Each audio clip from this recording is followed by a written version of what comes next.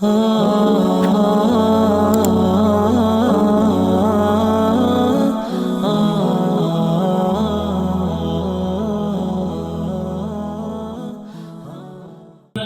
آمنوا اتقوا الله حق تقاته ولا تموتن إلا وأنتم مسلمون.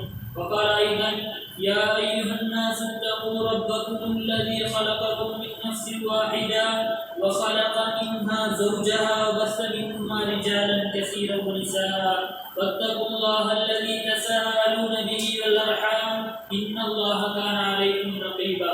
وقال أيضا: يا أيها الذين آمنوا اتقوا الله وقولوا قولا سديدا يصلح لكم أعمالكم ويغفر لكم ذنوبكم ومن يطع الله ورسوله فقد فاز فوزا عظيما. أما بعد فإن أصدق الحديث كتاب الله وخير الهدي هدي محمد صلى الله عليه وسلم وشر الأمور محدثاتها وكل محدثة بدعة وكل بدعة ضلالة وكل ضلالة في النار. எல்லா வார்த்தைகளிலும் சிறந்த வார்த்தை வல்ல அல்லாஹ்வுடைய வார்த்தை என்றும் வழிகாட்டல்களிலே எக்காலத்துக்கும் எடுத்து நடக்க முடியுமான வழிகாட்டல் நம் பெருமானார் முஹம்மது ஸல்லல்லாஹு அலைஹி வஸல்லம் அவருடைய வழிகாட்டல் என்றும் மார்க்கத்திலே புதிதாக புகுத்தப்படக்கூடிய அனைத்தும் பிதஅத்துகள், அந்த பிதஅத்துகள் அனைத்தும் வழிகேடுகள், அந்த வழிகேடுகள் அனைத்தும் நாளை மறுமையில் மனிதனை நரகத்தின் பாலில் இட்டுச் செல்லும் என்ற நபி அவர்களின் பொன்மொழியை நாம் எழுதுவாராம்.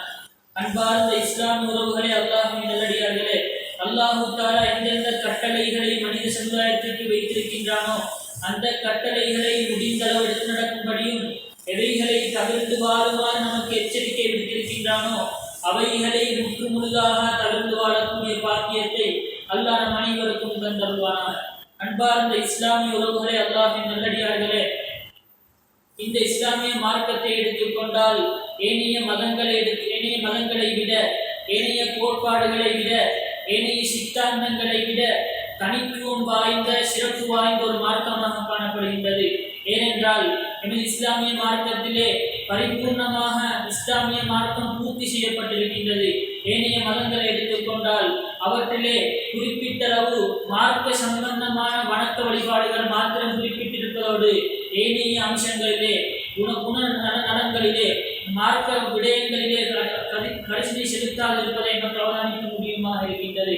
ஆனால் அந்த இஸ்லாமிய மார்க்கத்தை எடுத்துக்கொண்டால் எல்லா விடயங்களிலேயும் அது வணக்க வழிபாடுகளாக இருக்கலாம் அல்லது குணநலன்களாக இருக்கலாம், எதுவாக இருந்தாலும் அதிலே பரிபூர்ணப்படுத்தப்பட்ட ஒரு மார்க்கமாக காணப்பட்டிருப்பதை நமக்கு அவதானிக்க முடியுமாக இருக்கின்றது. நபி ஸல்லல்லாஹு அலைஹி வஸல்லம் அவர்கள் ஒருமுறை ஒரு ஹதீஸிலே கூறினார்கள், தான் தூதராக அனுப்பப்பட்ட நோக்கத்தை பற்றி குறிப்பிடும் போது, இன்னமா புஇஸ்து லியுதம்மிம மகாரிமல் அஹ்லாக், நான் இந்த உலகத்திற்கு தூதராக அனுப்பப்பட்டதெல்லாம், நான் இந்த உலகத்திற்கு தூதராக வந்ததெல்லாம் லியுதம்மிம மகாரிமல் அஹ்லாக், நற்குணங்களை பூர்ணப்படுத்துவதற்காக வேண்டித்தான் நபி ஸல்லல்லாஹு அலைஹி வஸல்லம் அவர்கள் கூறியிருப்பதை பார்க்க முடிகின்றது. அன்பார்ந்த இஸ்லாமிய உறவுகளே, அல்லாஹ்வின் நல்லடியார்களே, இஸ்லாமிய மார்க்கத்தை எடுத்துக்கொண்டால் ஒரு வகையில் சொல்ல போனால் மார்க்க வழிபாடுகளிலே, அதாவது வணக்க வழிபாடுகளை ஒரு புறம் இருக்க, மார்க்க நல்ல குணங்கள் நல்ல விடயங்களிலே நல்ல விழுமியங்களின்பால் இஸ்லாமிய மார்க்க ஆர்வமூட்டக்கூடிய ஒரு விடயத்தை நமக்கு பரிசனை செலுத்த முடியுமாக காண முடியுமா இருக்கின்றது. நபி ஸல்லல்லாஹு அலைஹி வஸல்லம் வாழ்க்கையை எடுத்துக்கொண்டால் கூட நபி ஸல்லல்லாஹு அலைஹி வஸல்லம் அவர்கள் சிறுவயது முதல் தன்னுடைய மரணம் வரைக்கும் அனைத்து சந்தர்ப்பங்களிலேயும் பிற மனிதர்களுடன் உறவாடுகின்ற சமயத்திலே, பிற மனிதர்களுடன் புலங்குகின்ற சமயத்திலே, அனைத்து சந்தர்ப்பத்திலேயும் நற்குணங்கள் என்ற விடயத்தை கரிசனை செலுத்தக்கூடியவர்களாக, அந்த விடயத்திலே அதிகமாக கவனம் செலுத்தக்கூடியவர்களாக காணப்பட்டிருப்பதை நமக்கு ஹதீஸிலிருந்து விளங்க முடியுமாக காணப்படுகின்றது. அல்லாஹ் தஆலா தனது திருமறையிலே நபியவர்களை பார்த்து இவ்வாறு குறிப்பிடுகின்றார், இன்னக லஅலா ஹுலுகின் அதீம், நிச்சயமாக நபியே நீர் மகத்தான நற்குணத்திலே இருக்கின்றீர்கள் என்ற செய்தியை அல்லாஹ் தஆலா தனது திருமறையிலே நபி ஸல்லல்லாஹு அலைஹி வஸல்லம் அவர்களை பாராட்டி குறிப்பிடுவதை பார்க்க முடியுமாக இருக்கின்றது. எனவே அன்பார்ந்த இஸ்லாமிய உறவுகளே, நபி ஸல்லல்லாஹு அலைஹி வஸல்லம் அவர்கள் இந்த உலகத்திற்கு தூதராக அனுப்பப்பட்டதற்கான பிரதான காரணமாக நபி ஸல்லல்லாஹு அலைஹி வஸல்லம் அவர்கள் கூறியது போல இந்த மார்க்கத்திலே இந்த மார்க்கம் நற்குணங்களால் பரத்தப்பட்ட ஒரு மார்க்கமாக காணப்பட வேண்டும். இஸ்லாமிய மார்க்கம் நற்குணங்களிலே அதிகம் கரிசனை செலுத்தக்கூடிய ஒரு மார்க்கமாக திகழ வேண்டும் என்பதற்காக வேண்டி தான் தூதராக அனுப்பப்பட்ட நோக்கத்தை குறிப்பிடும் போது தான் தூதராக அனுப்பப்பட்டது நற்குணங்களை பூர்ணப்படுத்துவதற்காக வேண்டித்தான் என்ற செய்தி நபி அவர்கள் கூறியிருப்பதை நமக்கு அவதானிக்க முடியுமாக இருக்கின்றது. இனி அன்பார்ந்த இஸ்லாமிய உறவுகளே, என்னுடைய வாழ்விலேயும் நாங்கள் நிம்மதியாக எந்த ஒருவருடன் சண்டை சச்சரவு இல்லாமல் நிம்மதியாக சுபீட்சமாக இந்த உலகத்திலே வாழ வேண்டுமாக இருந்தால் நம்மிடத்திலே காணப்பட வேண்டிய முக்கியமான ஒரு அம்சம்தான் நம்மிடத்திலே எல்லா சந்தர்ப்பத்திலேயும் எல்லா நிலைகளிலேயும் நம்மிடத்திலே இருக்க வேண்டிய முக்கியமான ஒரு விடயம் நற்குணங்களாக இருந்து கொண்டிருக்கின்றது. ஒரு மனிதன் பிற மனிதனிடத்திலே புணங்குகின்ற சமயத்திலே, ஒரு மனிதன் பிற மனிதனுடன் உறவாடுகின்ற சமயத்திலே அவனிடத்தில் நற்குணம் தேவைப்படுகின்றது. ஏனென்றால் அவ்வாறு நற்குணங்கள் இழக்கப்படுகின்ற சமயத்திலே பல சமூகங்களிடத்திலே பிரிவினைகள், பல சமூகங்களிடத்திலே சண்டை சச்சரவுகள் ஏற்பட்டிருப்பதை நமக்கு அவதானிக்க முடியுமாக காணப்படுகின்றது. இதற்கான பிரதான காரணமாக அவர்களிடத்திலே நற்குணங்கள் பற்றிய பூர்ண தெளிவின்மை, அவரிடத்திலே நற்குணங்கள் என்ற விடயத்திலே பொதுபோக்கு செலுத்துகின்ற அம்சம் காணப்படுவதை நமக்கு பிரதான காரணமாக முன்மொழிய முடியுமாக இருக்கின்றது. அன்பார்ந்த இஸ்லாமிய உறவுகளே, நாங்கள் இந்த உலகத்திலே பிற மனிதருடன் உறவாடக்கூடிய சந்தர்ப்பம் இருக்கின்றது, பிற மனிதருடன் பழகக்கூடிய சந்தர்ப்பம் இருக்கின்றது. அவ்வாறான சமயத்திலே நாங்கள் கட்டாயமாக நம்முடைய வாழ்வில் இருக்க வேண்டிய ஒரு பண்புதான் நம்மிடத்தில் நற்குணங்கள் பிரதிபலிக்கக்கூடியதாக இருக்க வேண்டும். நபி ஸல்லல்லாஹு அலைஹி வஸல்லம் அவர்கள் பல சந்தர்ப்பங்களில் இதனை நமக்கு உணர்த்தி இருக்கின்றார்கள். ஒருமுறை நபி ஸல்லல்லாஹு அலைஹி வஸல்லம் அவர்கள் கூறினார்கள், அக்மலுல் முஃமினீன ஈமானன் அஹ்ஸனுஹும் குலுகா. மூமின்களில் ஈமானால் மிக பூர்த்தியான ஈமான் யாருடைய தெரியுமா? எவரிடத்தில் நற்குணம் இருக்கின்றதோ, எவரிடத்தில் எவனுடைய வாழ்க்கையிலே அவன் உலகத்திலே வாழ்கின்ற சமயத்தில் நற்குணத்தை தன்னுடைய வாழ்வில் எடுத்து நடக்கின்றானோ அந்த சமயத்திலே தான் அவன் தான் இந்த உலகத்திலே பூர்ணமான மூமின் என்ற அடிப்படையை நபி அவர்கள் கூறியிருக்கின்றார்கள். எனவே அன்பார்ந்த இஸ்லாமிய உறவுகளே, நம்முடைய வாழ்விலே நற்குணங்கள் பிரதிபலிக்கக்கூடியதாக இருக்க வேண்டும். அவ்வாறான சமயத்திலே தான் துன்பமற்ற நிம்மதியான ஒரு வாழ்க்கைக்கு வித்திடக்கூடிய ஒரு சந்தர்ப்பம் நமக்கு கிடைக்கிறது என்பதை நமக்கு அவதானிக்க முடியுமாக இருக்கின்றது.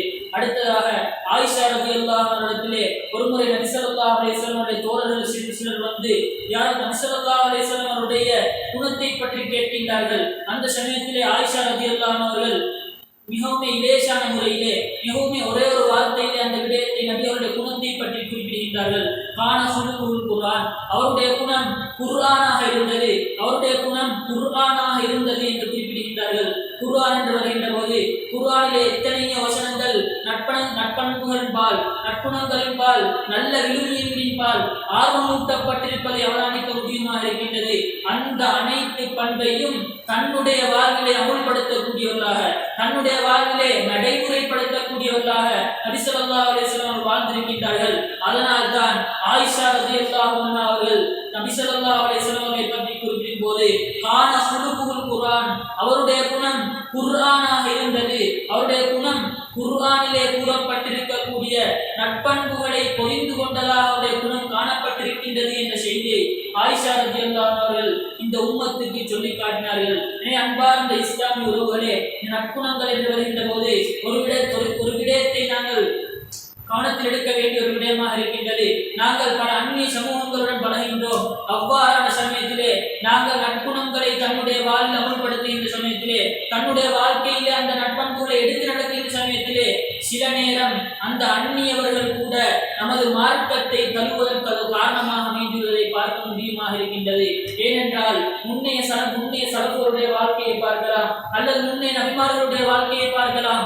அவர்களுடைய வாழ்க்கையிலும் நற்பண்புகள் அதிகமாக பிரதிபலித்ததன் காரணமாக பல அந்நிய சமூகங்கள் இஸ்லாமிய மார்க்கத்திற்கு வருவதற்கு அது காரணமாக அமைந்திருப்பதை நமக்கு முன்னைய சலஃபுகளின் வாழ்க்கையின் பெற முடியுமாக காணப்படுகின்றது.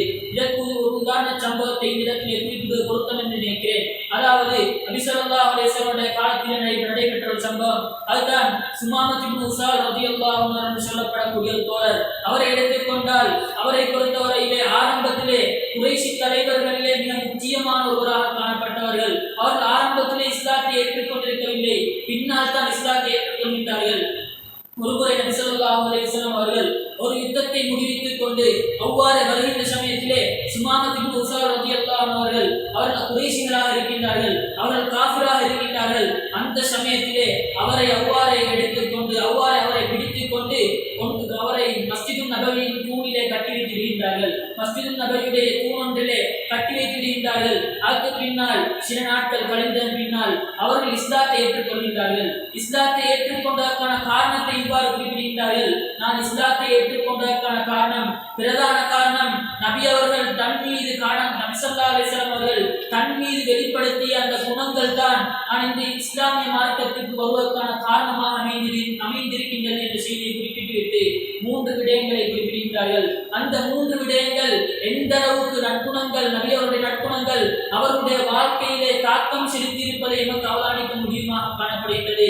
நபி அவர்களை பார்த்து குறிப்பிடுகிறார்கள், எனக்கு இந்த உலகத்திலே மிக மோசமான ஒரு முகம் இருக்குமாக இருந்தால், இந்த உலகத்திலே ஒரு மோசமான முகம் இந்த உலகத்திலே காணப்படுவதாக இருந்தால் அது உங்களுடைய முகம் தான் முன்னையினால் காணப்பட்டிருந்தது. தற்போது இந்த நிமிடத்திலிருந்து, இந்த சந்தர்ப்பத்திலிருந்து எனக்கு மிகவும் விருப்பமான ஒரு முகமாக அவருடைய முகம் மாறிவிட்டது என்ற செய்தியை குறிப்பிடுகிறார்கள். அதுக்கு பின்னால் நபி ஸல்லல்லாஹு அலைஹி வஸல்லம் அவர்களை பார்த்து, இந்த உலகத்திலே மிக வெறுப்பான ஒரு மார்க்கம் இருக்குமாக இருந்தால், மிகவும் வெறுப்பான ஒரு மார்க்கம் இருக்குமாக இருந்தால், வெறுப்பான ஒரு மதம் இருக்குமாக இருந்தால் அந்த மதம் இஸ்லாமிய மார்க்கமாகத்தான் இருந்தது, இஸ்லாமிய மதமாகத்தான் இருந்தது. இந்த சமயத்திலிருந்து, இந்த நிமிடத்திலிருந்து எனக்கு மிகவும் விருப்பமான ஒரு மதமாக இந்த மதம் மாறிவிட்டது என்ற செய்தியை குறிப்பிட்டுவிட்டு 3வது விஷயமாக குறிப்பிடுகிறார்கள், எனக்கு மிகவும் வெறுப்பான நகரமாக இருக்குமாக இருந்தால் அது இந்த மதீனா நகரம் இருந்தது. தற்போது மிக விருப்பத்துக்குரிய மதீனா நகரமாக மாறிவிட்டது என்ற செய்தியை குறிப்பிடுகிறார்கள். வெறுமனே நபி ஸல்லல்லாஹு அலைஹி வஸல்லம் அவருடைய குணத்தை பார்த்து, நபி ஸல்லல்லாஹு அலைஹி வஸல்லம் அவருடைய குணத்தை பார்த்து இவ்வாறு இஸ்லாத்தை ஏற்றுக்கொண்டுவிட்டு அந்த அளவுக்கு அவருடைய உள்ளத்திலே அந்த விடயம் தாக்கம் செலுத்தியிருப்பதை நமக்கு இந்த ஹதீஸிலிருந்து விளங்க முடியுமாக இருக்கின்றது. அன்பார்ந்த இஸ்லாமியர்களே, நாங்கள் பல சந்தர்ப்பங்களிலே அந்நியவர்களுடன் பழகின்றோம். நம்முடைய தொழில் ரீதியாக இருக்கலாம் அல்லது இன்னொரு காரணங்களுக்காக வேண்டி நாங்கள் பிற நபர்களுடன், பிற அந்நிய சமூகத்தவர்களுடன் பழகின்றோம். அவ்வாறான சமயத்திலே இஸ்லாம் நமக்கு சொல்லியிருக்கக்கூடிய, இஸ்லாம் நமக்கு ஆர்வமூட்டி இருக்கக்கூடிய நட்பண்புகள் விடயத்திலே நாங்கள் பரிசீலனை செலுத்தி அதை தன்னுடைய வாழ்வில் அமுல்படுத்துகின்ற சமயத்திலே அந்நிய மதத்தவர்கள், அந்நிய கலாச்சாரத்தை உடையவர்கள் நம்முடைய இஸ்லாமிய மார்க்கத்தின் மீது தப்பபிப்பிராயம் சென்றுவிட்டு அதற்கு பதிலாக நல்லெண்ணம் அவர்கள் கொள்வதற்கான காரணம் மாறிவிடுகின்றது. அவ்வாறு மாறுகின்ற சமயத்திலே நமது இஸ்லாமிய மார்க்கத்துக்கு அந்த சந்தர்ப்பத்திலே பல நபர்கள் மார்க்கத்தை தருவதற்கு, இஸ்லாமிய மார்க்கத்துக்கு வருவதற்கு அது பிரதான உந்து சக்தியாக அமைந்துவிடுவதை நமக்கு அவதானிக்க முடியுமா இருக்கின்றது. அன்பார்ந்த இஸ்லாமிய உறவுகளே, இந்த விடயத்திலே நாங்கள் கரிசனை செலுத்தக்கூடியவர்களாக இருக்க வேண்டும். அதே போன்று ஒருமுறை ஒரு சஹாபியம், யா ரசூலல்லாஹ், எனக்கு ஒரு விடயத்தை சொல்லித்தாருங்கள், அந்த விடயத்தை நான் வாழ்க்கை பூரா எடுத்து நடக்க வேண்டும், அவ்வாறான ஒரு விடயத்தை சொல்லித்தாருங்கள் என்று கேட்ட சமயத்திலே நபி ஸல்லல்லாஹு அலைஹி வஸல்லம் கூறினார்கள், இத்தகில்லாஹ் ஹைசுமா குன்த், நீங்கள் எங்கிருந்தாலும், எந்த சந்தர்ப்பத்தில் இருந்தாலும், எந்த உலகத்தில் இருந்தாலும் நீங்கள் அல்லாஹ்வை பயந்து நடக்கக்கூடியவர்களாக இருங்கள் என்று கூறிவிட்டு வாக்பில் ஹஸனத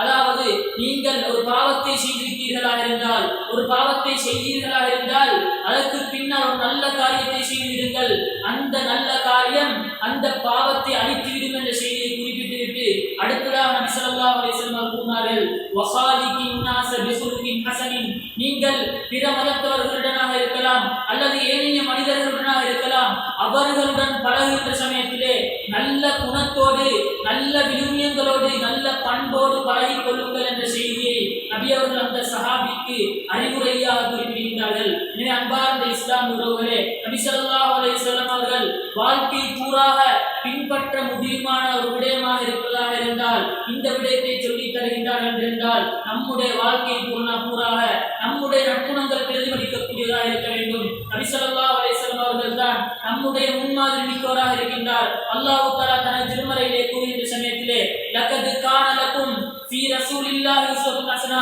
உங்களுக்கு அல்லாஹ்வுடைய தூதருடைய விடயத்திலே அழகிய முன்மாதிரி இருக்கின்றது என்ற செய்தி அல்லாஹ் தஆலா குறிப்பிடுகின்றார். எனவே நாங்கள் எந்த ஒரு விடயத்தை எடுத்துக்கொண்டாலும், இந்த உலகத்திலே காணப்படக்கூடிய எந்த ஒரு அம்சமாக இருந்தாலும், எந்த ஒரு நடைமுறையாக இருந்தாலும், எல்லா அம்சத்துக்கும் நபி ஸல்லல்லாஹு அலைஹி வஸல்லம் அவருடைய வாழ்க்கையிலே முன்மாதிரி இருக்கின்றது. அந்த முன்மாதிரி நாங்கள் பின்பற்றுகின்ற சமயத்திலே நம்முடைய சமூகம், நம்முடைய முஸ்லிம் சமூகம் நடைமுறைப்படுத்தப்படக்கூடிய எந்த ஒரு அம்சமாக இருந்தாலும் சுன்னாவை அமுல்படுத்தக்கூடியவர்களாக மாறிடுவார்கள் என்பதை எனக்கு புரிந்து கொள்ள முடியுமாக இருக்கின்றது.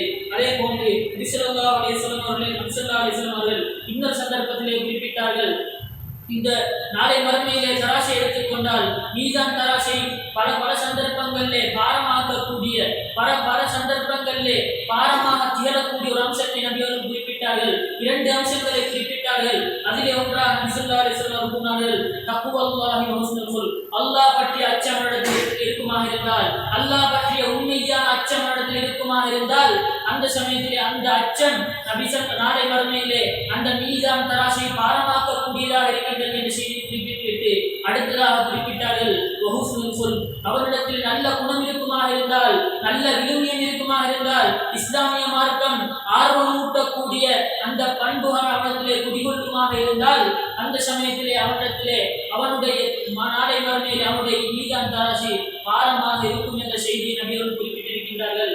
அன்பார்ந்த இஸ்லாமியர்களே, நற்குணங்கள் விடத்தில் அதிகமாக கரிசனை செலுத்தக்கூடியவர்களாக இருக்க வேண்டும். அல்லாஹ் தஆலா நம்முடைய வாழ்விலே நற்குணங்களை தன்னுடைய வாழ்வில் எடுத்து நடக்கக்கூடிய பழக்கத்தை அல்லாஹ் நம் அனைவருக்கும் தந்தருள்வானாக. வாசல் அல்லாஹ் அல்ஹம்துலில்லாஹ் ரப்பில் ஸலாத்து வஸ்ஸலாமு அலா ஸய்யிதினா முஹம்மதின் வ அலா ஆலிஹி வ ஸஹ்பிஹி அஜ்மஈன்.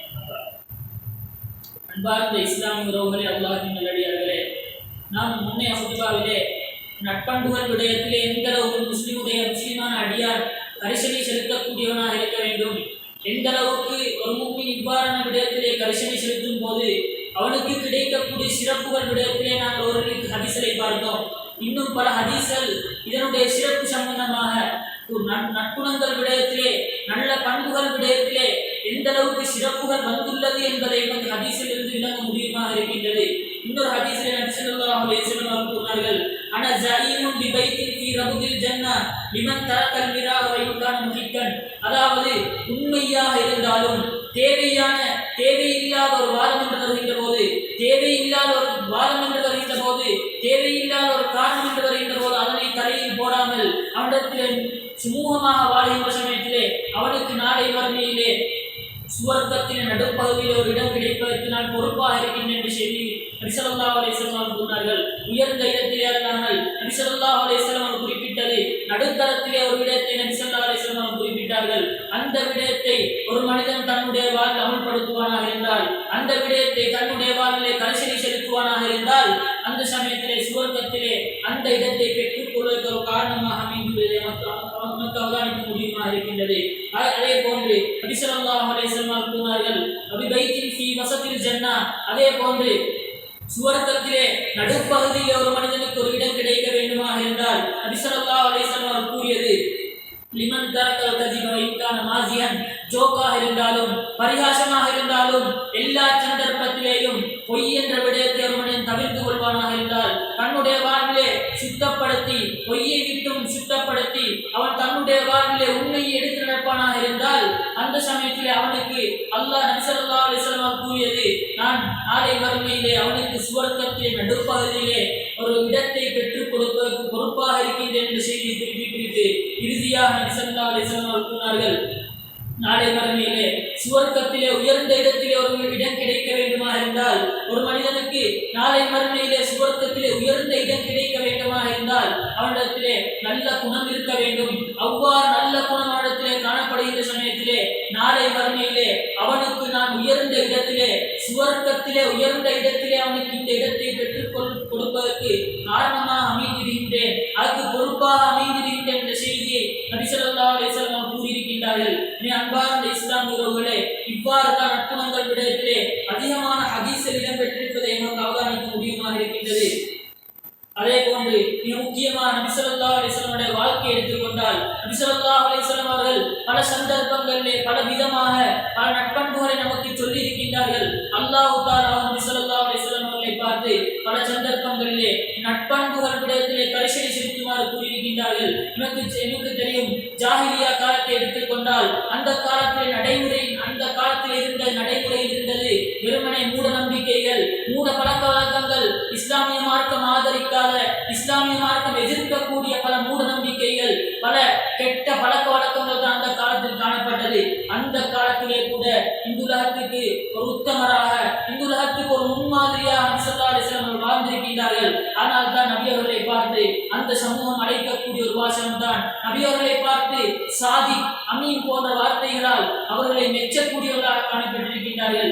ஏனென்றால் அவரிடத்தில் நல்ல பண்புகள் காணப்பட்டது, அவரிடத்திலே நல்ல குணங்கள் காணப்பட்டது.